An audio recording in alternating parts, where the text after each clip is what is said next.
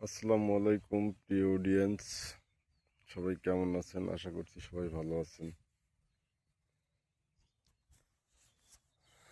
দেখেন, প্রাকৃতিক দুর্যোগের কাছে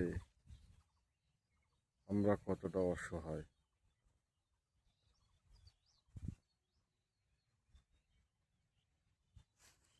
একটা ভুট্টা রোপণ করা থেকে বড় করতে গেলে হাজার হাজার টাকা খরচ। অথচ দেখেন, একটা ঝড়েই মানুষের তিল তিল করে বোনা স্বপ্ন সেকেন্ডের মধ্যেই শেষ।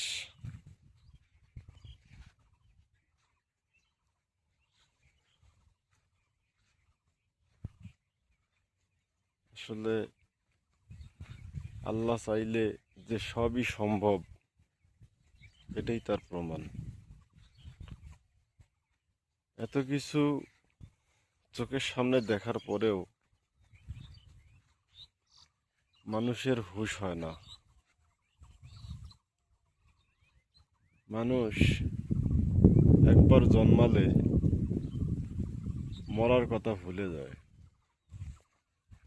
আল্লাহকে ভুলে যায়।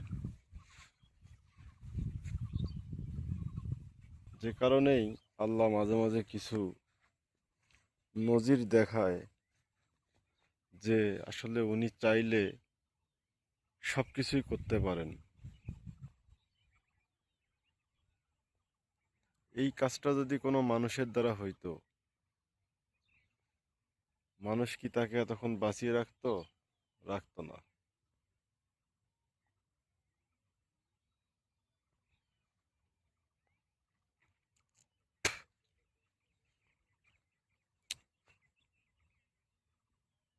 কতটা কষ্ট এই কৃষকের।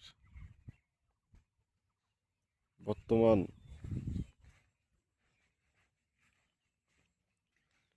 কৃষিতে যে পরিমাণ পরিশ্রম এবং যে পরিমাণ টাকা পয়সা খরচ, এটা আসলে যারা কৃষির সাথে রিলেটেড তারাই বোঝে। করুণ অবস্থা, একদম ধ্বংসস্তূপের মতো।